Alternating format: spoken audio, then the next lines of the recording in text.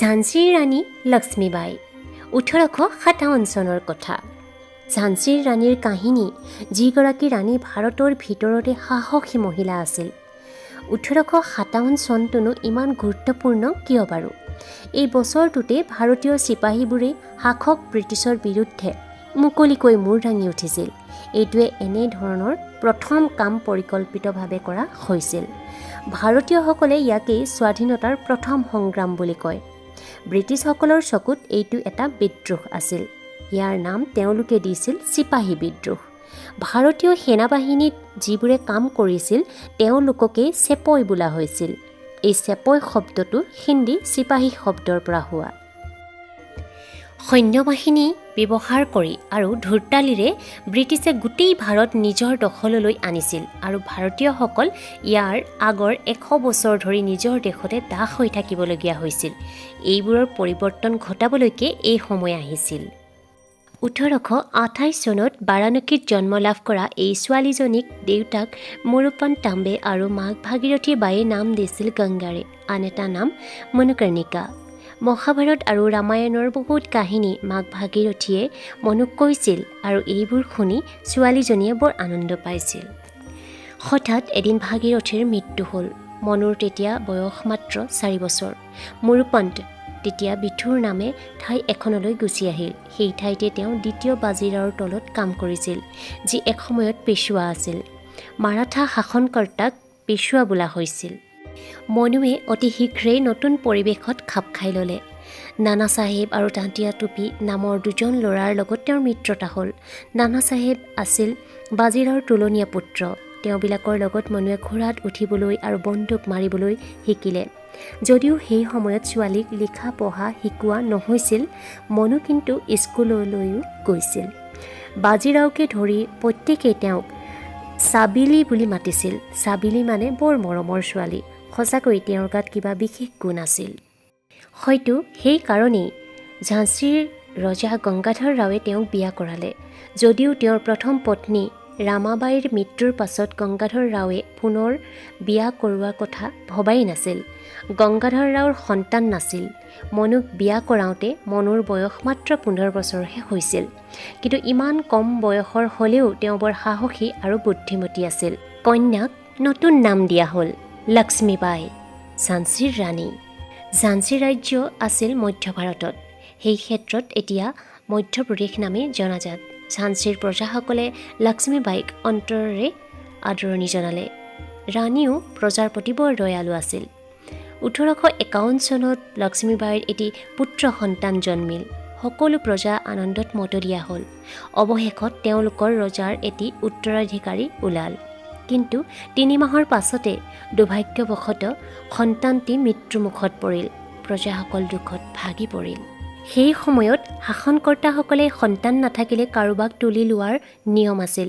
গংগাধৰ ৰাৱে তেওঁৰ নিজৰ ভতিজাকৰ ল'ৰা 5 বছৰীয়া আনন্দ ৰাওক তেওঁৰ পুত্ৰৰূপে তুলি ল'লে।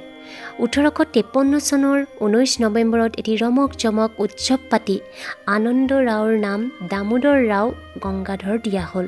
ৰজা গংগাধৰে ব্ৰিটিছসকলক তেওঁৰ তুলনীয়া পুতেকৰ কথা জনালে আৰু ক'লে, ল'ৰাটো ডাঙৰ নোহোৱালৈকে ৰাণী লক্ষ্মীবায়ে ঝান্সীৰ শাসন কাৰ্য চলাব। তাৰ পৰাই ঝান্সীৰ সমস্যা আৰম্ভ হ'ল। ৰজাই যেন এই সংকটৰ সময়লৈকে বাট চাই আছিল, কাৰণ এই ঘটনাৰ 2 দিনৰ পাছতে গংগাধৰ ৰাওৰ মৃত্যু হ'ল। লগে লগে গভৰ্ণৰ জেনেৰেল লৰ্ড ডেলহাউছিয়ে ঘোষণা কৰিলে যে ঝান্সী তেওঁৰ হাতলৈ আহিল। ব্ৰিটিছসকলে চতুৰালিৰে লোকৰ নতুন মাটি সম্পত্তি নিজ ৰাজ্যৰ ভিতৰুৱা কৰাৰ নিয়ম কৰিছিল। সেই নিয়মক বোলা হয় চৰ্ত বিলোপ নীতি। এতিয়া সেই নীতিকে তেওঁবিলাকে ব্যৱহাৰ কৰিলে। এই নীতি অনুসাৰে যদি কোনোবা ভাৰতীয় শাসকৰ কোনো নিজা সন্তান নাথাকে, তেন্তে ব্ৰিটিছে তেওঁৰ ৰাজ্য লৈ লয়।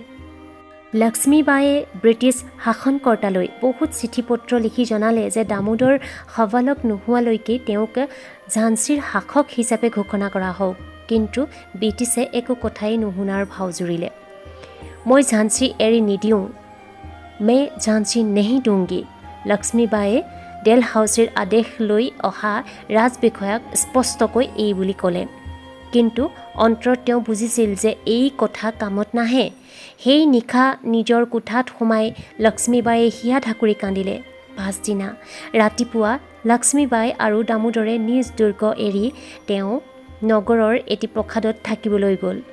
ব্ৰিটিছে ঝান্সীৰ শাসনভাৰ চম্ভালি ল'লে। এই সময়খিনিতে তেওঁ দামোদৰক লিখা পঢ়া, ঘোঁৰাত উঠা, তৰোৱাল খেলা আদি শিকোৱা আৰম্ভ কৰিলে আৰু ব্ৰিটিছলৈ তেওঁ বহুবাৰ ন্যায় বিচাৰি চিঠি লিখা কাৰ্য চলাই থাকিল। 3 বছৰ পাৰ হৈ গ'ল। 1857 চন পালেহি। ব্ৰিটিছে প্ৰায়ে গোটেই ভাৰত অধিকাৰ কৰিলে। তেওঁবিলাকৰ সৈন্যবাহিনী ভাৰতীয় সেনাৰে পূৰ্ণ আছিল। অৱশ্যে তেওঁবিলাকৰ আটাইয়ে ব্ৰিটিছৰ কাৰ্যত সুখী হ'ব পৰা নাছিল। চিপাহীবোৰেই আছিল তাৰ নিদৰ্শন। সেনাৰ ওপৰৱালাবোৰে সেনাক ব্যৱহাৰ কৰিবলৈ নতুন গুলী দিছিল। এই গুলীবোৰত গৰু আৰু গাহৰিৰ চৰ্বি ব্যৱহাৰ কৰা হৈছিল। এই বুলি যে গুলীটো বন্দুকৰ পৰা যাতে অনায়াসে ওলাই গৈ লক্ষ্যস্থানত আঘাত কৰিব পাৰে। সৈন্যবোৰে এনে কাৰ্টিজ বৰ অসুচি বুলি ধৰিলে, কাৰণ গাহৰি, গৰুৰ দৰে অখাদ্য জন্তুৰ চৰ্বি থকা কাৰ্টিজ মুখেৰে কামুৰি বন্দুক মাৰিবলৈ তেওঁবিলাকৰ ধৰ্মবীৰো মনে অস্বীকাৰ কৰিলে। যদি তাকে কৰিব লগা হয় তেতিয়াহ'লে অধৰ্মী কাম কৰা হ'ব। এই কথাই সৈন্যসকলক বৰ বিষণ্ণ কৰিলে। ইয়াৰ লগতে বহু সমস্যাও আহিল, কিন্তু এই প্ৰথম কথাটোৱেই আছিল সকলোতকৈ গম্ভীৰ সমস্যা। বেংগল আৰ্মীৰ চিপাহীবোৰে ব্ৰিটিছ সেনাৰ বিষয়াসকলক আক্ৰমণ কৰিলে। তেওঁবিলাকে আনকি কোনোৰ প্ৰাণো হৰিলে। চিপাহী বিদ্ৰোহ এনেকৈ আৰম্ভ হ'ল। যেতিয়া এই বাতৰি মধ্য আৰু উত্তৰ ভাৰতত বিয়পি পৰিল, হাজাৰ হাজাৰ চিপাহীয়ে এই বিদ্ৰোহত যোগ দি ব্ৰিটিছ বিষয়াৰ বিৰুদ্ধাচৰণ কৰিবলৈ ধৰিলে। কিছুমান বিদ্ৰোহী দিল্লীলৈও গ'ল আৰু দ্বিতীয় বাহাদুৰ শ্বাহ জাফৰক তেওঁবিলাকৰ নেতা পাতিলে। বাহাদুৰ শ্বাহ জাফৰ মোগল বাদশ্বাহসকলৰ শেষৰজন আছিল। তেওঁ আছিল অতি বৃদ্ধ। তেওঁক ব্ৰিটিছে এটা দুৰ্গত বন্দী কৰি ৰাখিছিল। অতি সোনকালেই এই বিদ্ৰোহ ঝান্সীলৈও বিয়পি পৰিল। কি কৰিব, কি নকৰিব, বিদ্ৰোহ কেনেকৈ দমন কৰিব, এই কথা ভাবি ব্ৰিটিছ শাসকসকল বিবুদ্ধিত পৰিছিল। চিপাহীসকলৰ সৈতে কথা পাতিবৰ কাৰণে তেওঁবিলাকে লক্ষ্মীবাইক অনুৰোধ কৰিলে যাতে চিপাহীবোৰ শান্ত হয় আৰু নিজ নিজ শিবিৰলৈ উভতি যায়। লক্ষ্মীবায়ে যিখিনি পাৰোঁ কৰিম বুলি ক'লে। লক্ষ্মীবাই কঠিন সংকটত পৰিল। তেওঁ ব্ৰিটিছক একো নকৰোঁ বুলিও ক'বও নোৱাৰে, কাৰণ ঝান্সী সদায় ব্ৰিটিছৰ প্ৰতি অনুগত আছিল। ইফালে তেওঁ নিজৰ প্ৰজাসকলকো মনাব নোৱাৰে, কিয়নো তেওঁ নিজেই ইমান দিনে স্বাধীনতাক মূল্য দি আহিছে। তেওঁ এই সমস্যা সমাধানৰ দ্বন্দ্বত থাকোঁতেই প্ৰতিবেশী ৰাজ্য আৰ্ছা, টেৰী আৰু দতিয়াই ঝান্সীৰ আক্ৰমণ কৰাৰ সিদ্ধান্ত ল'লে। কিন্তু লক্ষ্মীবাই দৃঢ় হৈ উঠিল। তেওঁ তেওঁৰ সৈন্যবাহিনী একত্ৰিত কৰি এনেকৈ নেতৃত্ব দিলে যে আক্ৰমণকাৰীসকলৰ কোনোৱেই ঝান্সীৰ কাষলৈকে অহাৰ সাহস নকৰিলে। এই কাৰ্য দেখি ব্ৰিটিছে তেওঁলোকক আক্ৰমণ কৰিবলৈ প্ৰচেষ্টা চলাইছে বুলি লক্ষ্মীবাইৰ বিৰুদ্ধে অভিযোগ আনিলে। লক্ষ্মীবাইৰ ধৈৰ্য চুটি গ'ল। লক্ষ্মীবায়ে বিদ্ৰোহীসকলৰ লগত যোগ দিয়াৰ সিদ্ধান্ত ল'লে। ঝান্সীৰ ৰাণীয়ে স্বাধীনতাৰ ৰণদুন্দুভি বজালে। দুৰ্গৰ ভিতৰতে লুকুৱাই ৰখা খাৰ বাৰুদবিলাক উদ্ধাৰ কৰে। লগতে তৰোৱাল, অস্ত্ৰ শস্ত্ৰ, ৰাইফল সাজিবৰ কাৰণে দুটাকৈ কাৰখানা তেওঁ সজালে আৰু সৈন্য পুৰুষসকলকো তেওঁ মহিলা একেলগে তেওঁলোকক যুদ্ধৰ শিক্ষা দিয়া হৈছিল। লক্ষ্মীবায়ে ইঠাইৰ পৰা সিঠাইলৈ ঘোঁৰাত উঠি গৈ এই কামবোৰ প্ৰতিটোৱে তদাৰক কৰিছিল আৰু তেওঁৰ তৰফৰ পৰা সৰু উজ্জ্বল অকণমানি দুটা চকুৱে চাই আছিল, আৰু সেয়া আছিল অকণমানি দামোদৰ। তাৰ সৰু হাত দুখনেৰে মাকৰ পিঠি সাৱটি থাকে। ৰাণীয়ে সদায় ঘোঁৰাৰ পিঠিতেই ফুৰিছিল, কাৰণে মানুহৰ মুখে মুখে এষাৰ কথা জনশ্ৰুতিৰ দৰে বাগৰি ফুৰিছিল যে ৰাণীয়ে বিচনাৰ পৰা শুই উঠিয়েই জঁপিয়াই ঘোঁৰাৰ পিঠিত বহে। ইতিমধ্যে ব্ৰিটিছে ভাৰতৰ ওপৰত নিজৰ নিয়ন্ত্ৰণ লাহে লাহে বিস্তাৰ কৰি আনিলে। বাহাদুৰ শ্বাহক ধৰা হ'ল আৰু ৰেংগুনলৈ কাৰাবাস খাটিবলৈ পঠোৱা হ'ল। 1883 চনৰ মাৰ্চ মাহত ব্ৰিটিছে লক্ষ্মীবাইকো বন্দী কৰিবৰ মন কৰিলে। এই দায়িত্ব দিয়া হ'ল জেনেৰেল হিউগ ৰজক। মাৰ্চৰ 23 তাৰিখে ছাৰ ৰজৰ সেনাবাহিনী ঝান্সীত উপস্থিত হ'ল। লক্ষ্মীবাইৰ দুজন সৰ্বশ্ৰেষ্ঠ বন্দুকধাৰী গোলাম গজ খান আৰু খুদা বক্সিয়ে শত্ৰুৰ ওপৰত ধাৰাসাৰে গুলীবৰ্ষণ কৰিলে। লক্ষ্মীবাঈয়ে দুৰ্গৰ প্ৰাচীৰ চূড়ালৈ উঠা নমা কৰি মানুহবোৰক উৎসাহ দি ফুৰিলে। দুই পক্ষৰ মাজত তীব্ৰ গুলীয়াগুলী চলিল। মাৰ্চৰ ৩১ তাৰিখে সন্ধিয়া মানুহবোৰে বেটৱা নৈৰ পাৰত প্ৰকাণ্ড জুই একুৰা লক্ষ্য কৰিলে। সেইটো আছিল লক্ষ্মীবাঈৰ বাল্যকালৰ বন্ধু তান্তিয়া টুপীৰে দিয়া সংকেতটো। তেওঁ বুজাব বিচাৰিছিল পেছোৱা নানা চাহেব সেনাবাহিনীৰ লগত লৈ তেওঁ লক্ষ্মীবাঈক সহায় কৰিবলৈ আহিছে। দুৰ্গৰ ভিতৰত থকা মানুহখিনিয়ে স্বস্তিৰ নিশ্বাস পেলাই হৰ্ষধ্বনি কৰিলে। ৫,০০০ সৈন্য মৃত্যু হ'ল। জেনেৰেল ৰজৰ ৬০জন সৈনিক ৰণত পৰিল। কিন্তু তেওঁ ক'ত? ৰাণীয়ে আঁতৰি গৈ আত্মৰক্ষা কৰিলে। লক্ষ্মীবাঈয়ে তেওঁৰ পিঠিত দামোদৰক এখন চাদৰেৰে টানকৈ বান্ধি ল'লে আৰু ঘোঁৰাৰে দুৰ্গৰ ওপৰৰ পৰা জঁপিয়াই পৰিল। ৩৫০জনমান মানুহ তেওঁৰ লগত গ'ল। একেৰাহে ২৪ ঘণ্টা যোৱাৰ পাছত তেওঁ কাল্পিত তাঁতিয়া টুপীৰ সৈতে লগ লাগিলেগৈ। জেনেৰেল ৰজে তেওঁলোকক খেদি গ'ল আৰু নিজৰ সৈন্যবাহিনীৰ স্থিতি শক্তিশালী কৰিলে। ইতিমধ্যে বাজিৰাওৰ ভতিজা ৰাও চাহাবে তাঁতিয়া টুপী আৰু লক্ষ্মীবাঈৰ লগত সহযোগ কৰিলে। তিনিও গোৱালিয়ৰ পালেগৈ। গোৱালিয়ৰ সিন্ধিয়াই তেওঁলোকক সহায় সমৰ্থন কৰিব বুলি আশা কৰিছিল, কিন্তু তেওঁ নকৰিলে, কাৰণ তেওঁ ব্ৰিটিছ পক্ষৰহে আছিল।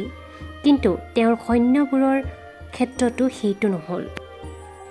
লক্ষ্মীবাঈৰ যশস্যা ইমান দূৰলৈ বিয়পি পৰিছিল যে সৈন্যবোৰে যেতিয়াই শুনিলে পেছোৱাৰ সৈন্যবাহিনীৰ লক্ষ্মীবাঈ এগৰাকী নেত্ৰী ততালিকে সৈন্যবোৰৰ বহুতেই সিন্ধিয়াৰ পক্ষ এৰি ইয়াত যোগ দিলে। সিন্ধিয়াই ব্ৰিটিছৰ আশ্ৰয় ল'বলৈ বাধ্য হ'ল আৰু ৰাও চাহাবে খালী সিংহাসনত বহিল। কিন্তু লক্ষ্মীবাঈ অস্থিৰ হৈ উঠিছিল।